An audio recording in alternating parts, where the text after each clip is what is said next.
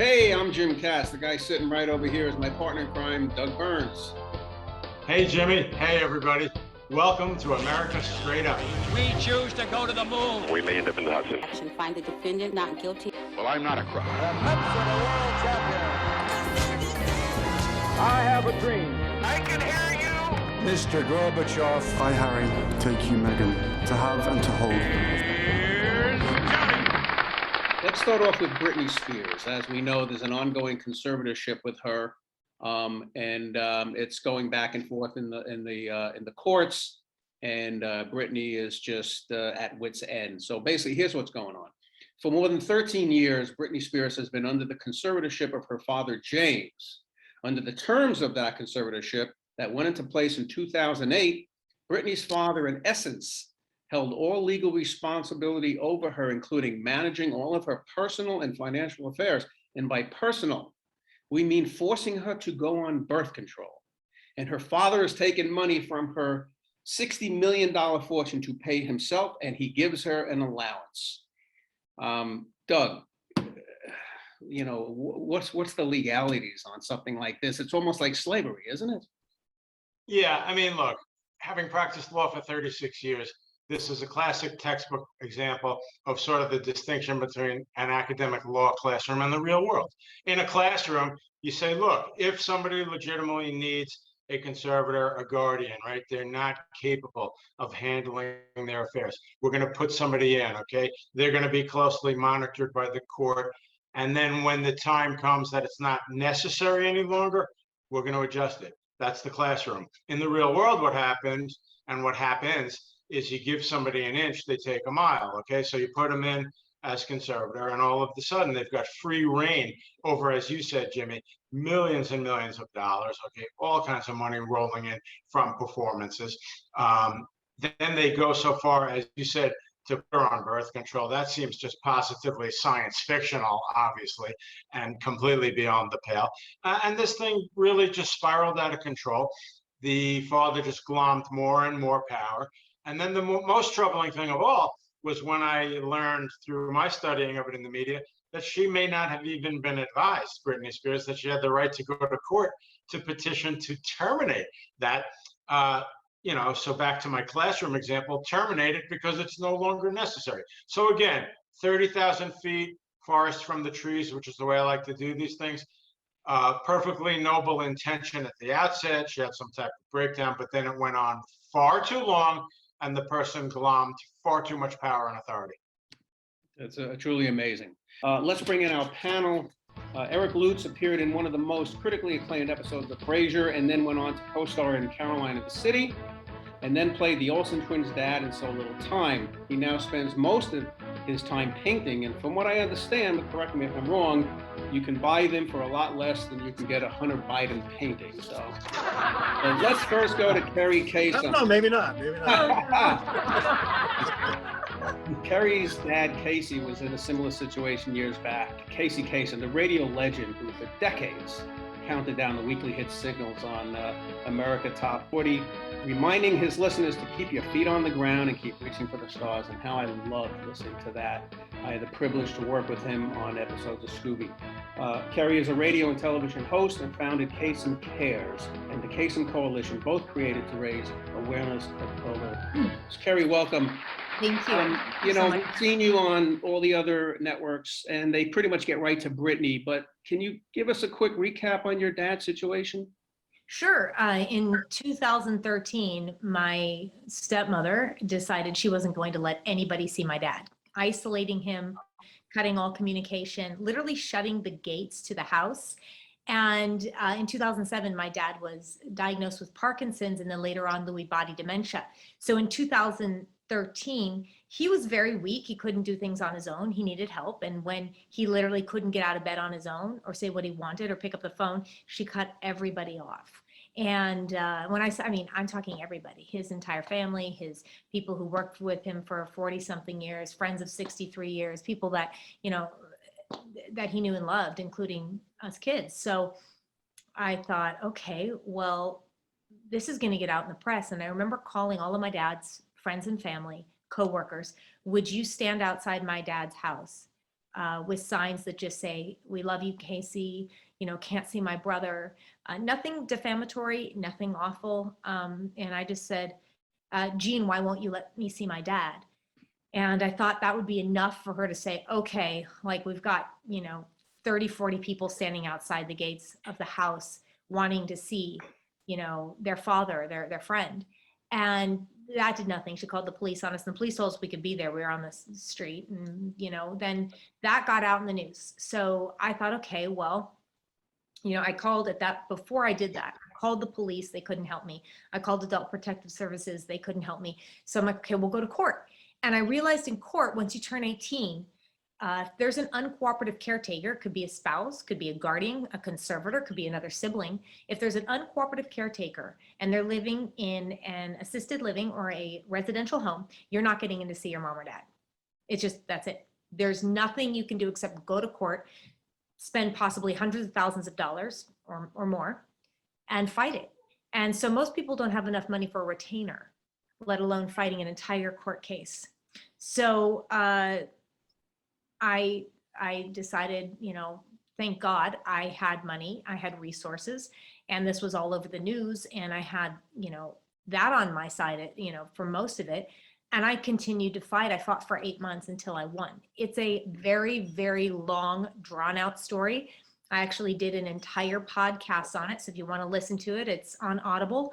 It's called Bitter Blood, Kasem versus Kasem. And I can tell the story like I have been for almost 8 years. But when you hear it from the doctors, the nurses, the caretakers, the people that were with my dad that didn't even know me, when you hear all those depositions and you hear that coming from them, it is so horrific and so horrible. It's way worse than what you heard in the news. Anyway, and in wrapping this up, I had so many people email me, find me on social media and say, please help me. I don't have a famous last name. I don't have any money. So I decided to, fight. And my fight was in the courtroom and up at the Capitol at Sacramento, because I said, if I don't win this court case, I'm going to change the law. I did change the law. And I changed the law in 12 states, and 9 other states adopted a version of the Kasem Cares visitation bill. So we have 21 states. But the tale Kerri tells highlights this point you and I have been over, which is the difference between, academic discussions and the real world. Kerri points out most people don't have the resources to fight these type of issues, and it's really very frustrating. But no, as far as the Britney Spears, real quick, I mean, again, what started out as a perfectly workable principle, which is she's not capable of handling her affairs because she has some kind of breakdown. But then it just went on and on and on, way too long, way too much authority, and then serious abuse of authority. So these, I'm not a family law, lawyer. And I'm not saying that for any particular reason, but the point is this stuff can become very acrimonious, very, very difficult, obviously. Again, I know it goes back to, and I have this timeline, February 2007, Britney makes headlines for offbeat behavior, only because she's famous. Otherwise, nobody would have noticed, right, and cared. And no, that is the reason that you have to put someone on a conservatorship. Eric, probably 95% of the people in this fucking country should be on a conservatorship. Where do you draw the line on this? What the hell? You're a dad. Yeah. Okay, so I'm not a family lawyer or any kind of lawyer. We'd have played one on TV a few times. I'm not just speaking from sort of firsthand experience. My daughter Abby is an adult autistic person, pretty high functioning, but we have to set up stuff for her and watch over her as if she's not a completely emancipated adult. She's doing well. She is living at her mom's home, but there is a fine line, because early on we're like, we got to get her, we got to have the sex talk, and then talk birth control. And because a lot of autistic people, they're very sensory seeking, and if it feels good, they do it. And so thankfully it was like, hey, here's what grown-up girls do. So it wasn't a problem, but if she wanted to go off it, what do you do? She can't really make that call, It just blows my mind. And again, keep in mind that fortune that she made, whether you're a fan or not, you got to give a girl respect for what she's put together. Yeah. For him to control it and give her a pittance and then, take money, yeah. I think that's horrific. I do. Yeah. And apparently, as an update, most recently, August 12th, so recently, James Spears agrees to step down as conservator, but it doesn't mean it's going to end. Someone else is coming in. So this is a big to be continued. And Yeah, the Sharps are certainly. yes. And let me say something about that. Yes. I think that was a move to manipulate the media.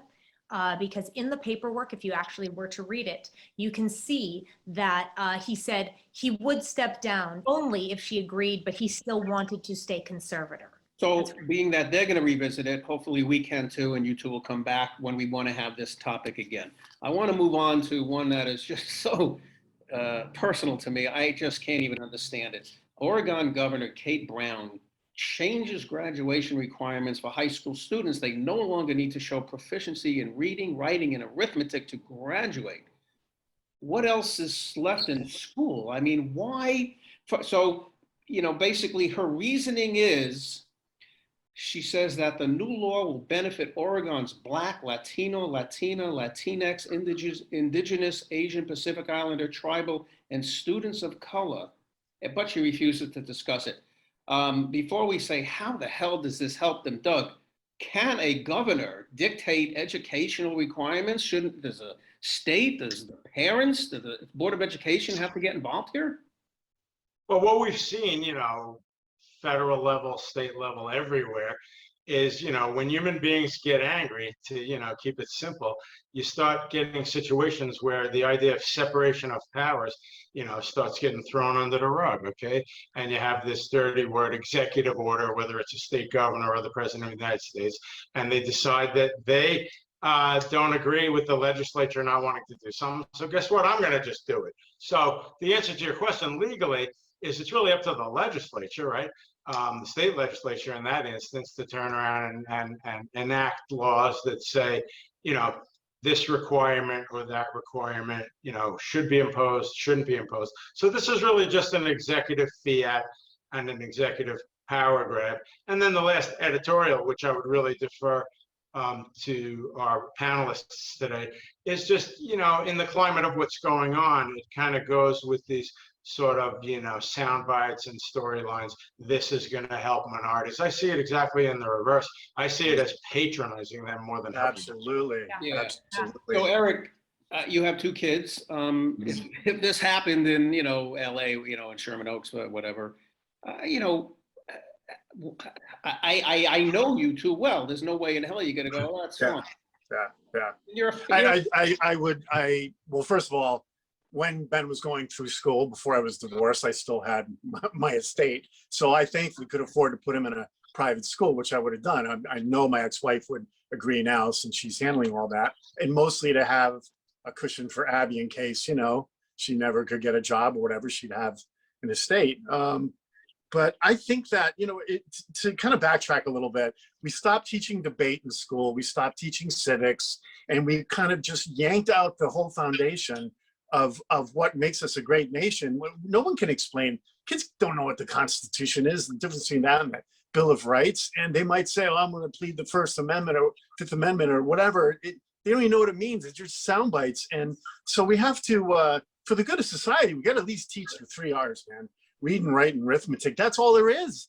I mean, if we're not going to teach the finer points of debate so we can actually break down and parse out ideas together, what do we have left? And again, like Doug said, it's patronizing. It's so that thing of like, oh, we know better. We know what's good for you. And because de facto, they're saying because you're less than us. Mm-hmm. So we're going to make it. That's the key. I mean, that's the way I look at it. I want to go to Kerri on this. Kerri, they're basically saying, well, these particular group of people are just can't, they're not as smart maybe, or they can't do this like, I hate to say it, Caucasians or whatever, but that's almost the way I read it. What kind of, if you can't sign your name, you can't read a street sign, you can't make change at McDonald's, right. How, I don't understand how this benefits them. Kerri, help me out here. Yeah, it doesn't benefit them. What it's doing is creating a generation of people who can't get a job, who can't understand anything basic. So what do? And I'm not saying everybody would, but turn to crime. You're creating more criminals. I don't care what color they are. They could be white. Anybody who doesn't have a formal education can't get by in this world. Doesn't matter about your color, your gender. If you're not educated, you're going to have a very hard time. Life is hard enough. Without being able to get a job, a lot of people turn to crime, and that's proven. Those are statistics, right? So what this is just a furtherance of, to me, it's a hate crime. That's what it is. Kerri, let me ask you this. Why do you think, I'm just thinking out loud, that any politician, this particular one in this case, or anyone would think that that's a good idea for them even politically? That's what I'm missing. Votes. I mean, that's taking a red pill. I'm sorry. I go way conspiracy when it gets to that. It's a big one. It's a whole nother show. And it's a big one for me. I think there is an agenda to take down, take America down. That's what it seems like. How else could it not seem? Let's not educate our people. Let's I mean, it's really is, I don't want to say stuff that I can't continue to back up through the next hour. So it's just a lot of, to me, people who hate Americans and hate America and want to see its downfall. Why else would you not educate? Kerri, that's But Eric, I want to just ask you, Eric. Go ahead. Sorry. Yeah, go ahead. No, I was just going to say. All right, Doug first, then Eric. Okay. All right, sorry. No, Eric, you're onto something there. I'm not the political expert. I mean, the point is, it's scary under your formulation that maybe there are more votes there than the other way. Go ahead. I was just going to say that, Kerri, I agree with you on the, I love a titillating conspiracy, and oddly, a lot of them turn out to have a germ of truth. But I do think that it feels like there's this undercurrent of, if we can scare people enough and keep them in a sense of fear, they're going to be better, more malleable. Yeah. And certainly, if they're less educated, way more malleable. Yeah. And I think that's a great point. Quick Great story point. before we Yes. move on, but forced vaccinations are what we're coming to. We've all seen the signs on the stores, no shirt, no service, and no one's ever complained. No one ever said, well, that's horrible. We've always abided by that. So can the government, number one, force us to have vaccinations?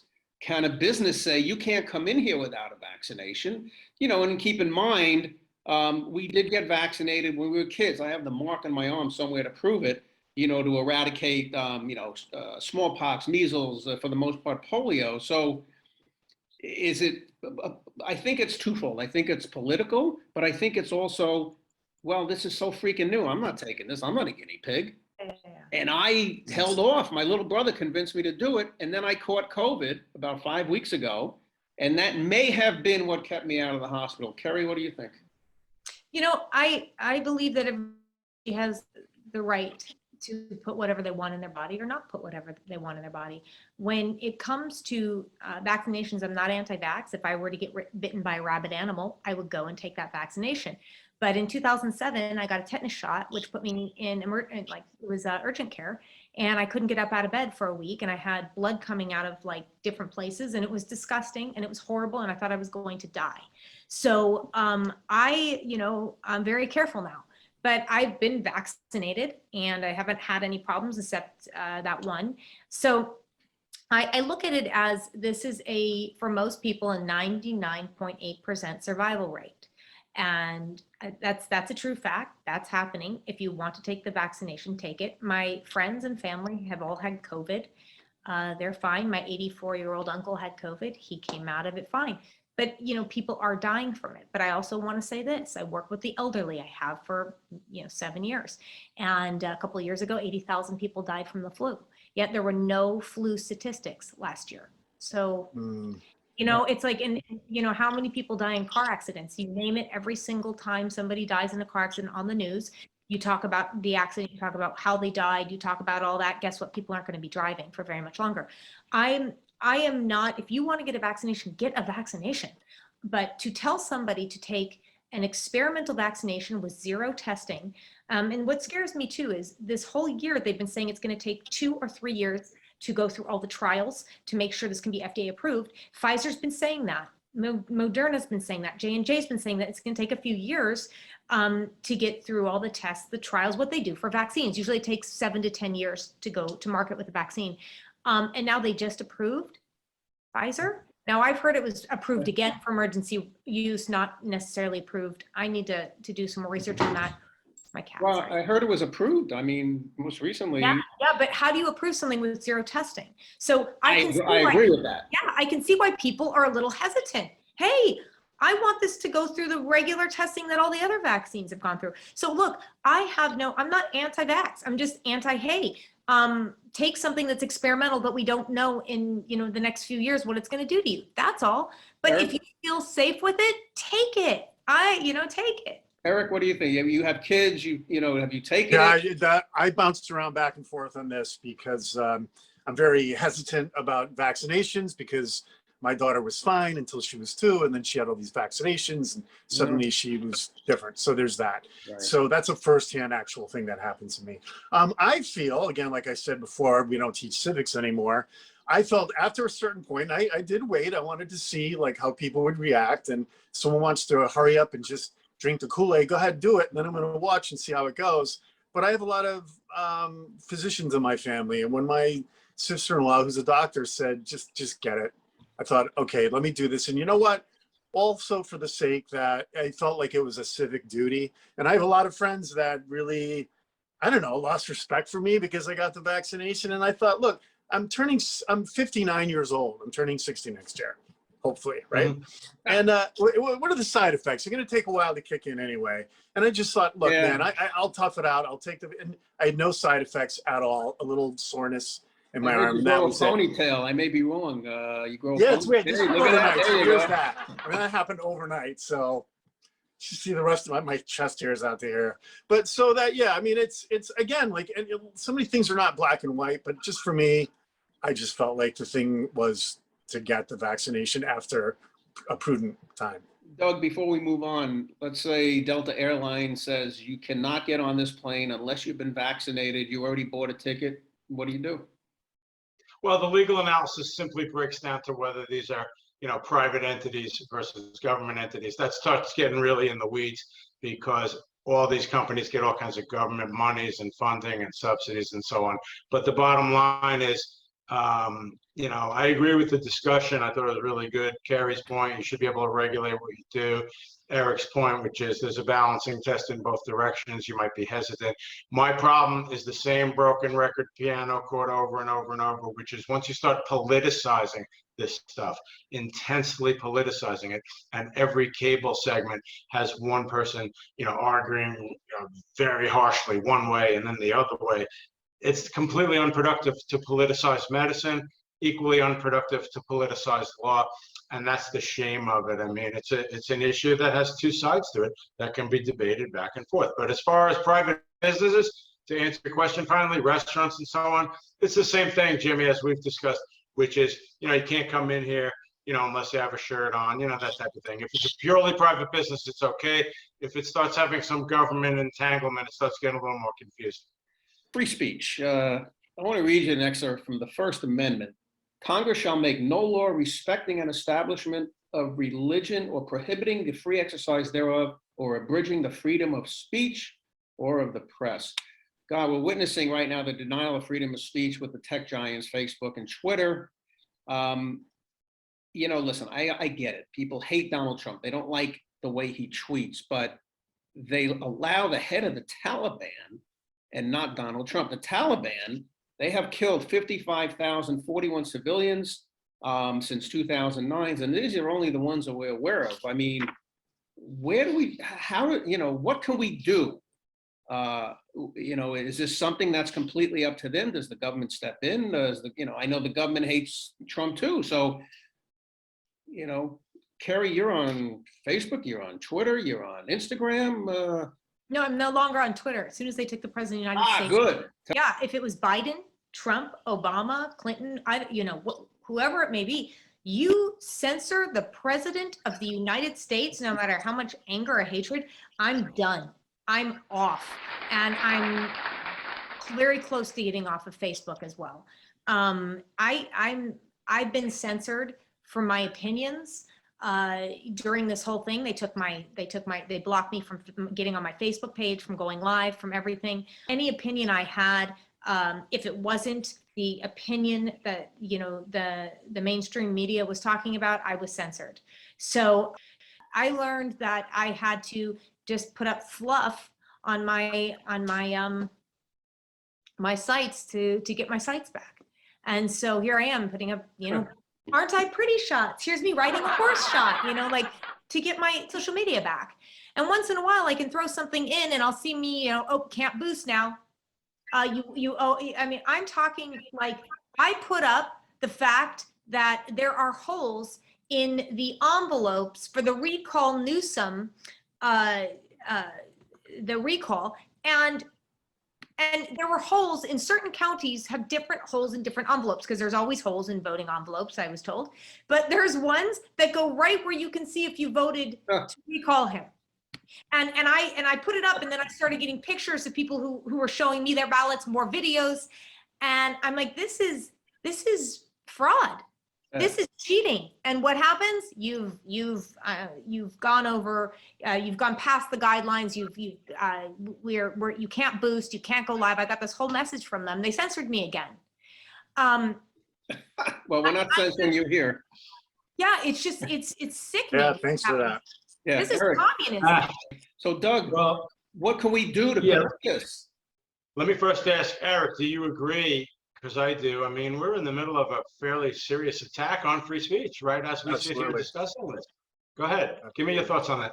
Well, here's the thing. You guys, were you in New York in the 80s, 70s, and 80s, Doug? I know Jimmy was there. Yeah. Yes, I Kerri, was. I don't know. So I don't know if you remember Times Square, but they had these guys, these black dudes that were, I think they were the sons of Ishmael or something, and they had big dreadlocks. They wore the cross Yes. of David. And they talked about how the white man was the devil and we need to enslave him and take his women. It was really hate speech. And I remember a mounted horse police officer and a guy who just struck me as he's probably Israeli because he had this accent. He had a nice tan. It was like, and it wasn't summertime. So I get this guy probably just came from Israel. He had this accent. He goes, how can you allow this? How can you allow these people? I said, I'm sorry, sir, we have free speech here. And you know what? It really chapped my ass because the stuff they were saying was hateful. But you know what? I love my flag. I will not disgrace it.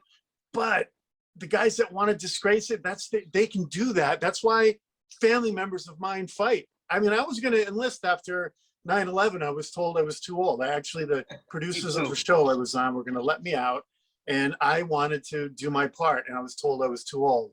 That's why I learned the bagpipes, so I can, at least do that stuff. But I think free speech is uncomfortable sometimes.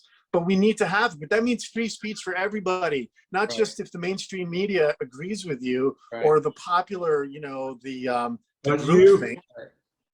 You just crystallized the key point, from the legal area, my area, which is the more reprehensible you think it is, that's the more intensely that you want to allow it to be expressed. And that's exactly, as you said, Eric, why people fought and died and spilled their blood. So it's really about double standards and hypocrisy. But the thing that's really scary is it's easy to come up with these just knee-jerk, formulations of, oh, that's automatically racist. Oh, that's automatically this. And just my last comment is that these platforms just glibly call things misinformation, by the way. And then they go, that's why we shut it down.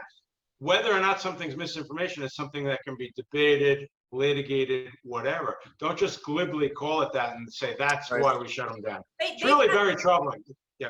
They've had to roll back all the BS misinformation on the Wuhan lab. You posted, exactly. Yeah, you posted, oh, this came from Wuhan. They took your site down. Now it's all over the place. Let me address that. That's the double standard problem. So the point is, when it's in one direction, they glibly call it misinformation. When it's in the other direction, you are shouted down viciously at the merest insinuation or innuendo that it may have come out of a lab as opposed to some market. They just bullied the hell out of you. And it turns out that it's correct. So it's that double standard and that hypocrisy. But I think they're going to pay a price for it. That's a different seminar in the midterm elections. We'll see, Yeah, and again, it's not like we buy Facebook or Twitter, any of those, but it's the eyeballs that look at it, and the less eyeballs, then the less money they get from advertising. So to me, that's really the only, unfortunately, the government is on board with that. So they're not going to do anything, not that they should or could, but I think it's up to us as public to speak with our money and, saying it's like the same thing. You don't like a product, you don't buy it. You don't like a movie, you don't go to it. That's it for us. Doug and I want to thank Kerri Kasem. Go visit her website at kerrikasem.com and check out Kasem Cares. Also, Eric Lutes. Go to ericlutesart.com and check out his paintings. Until next time, this is America Straight Up. I'm Casey Kasem. Keep your feet in the ground and keep reaching for the stars.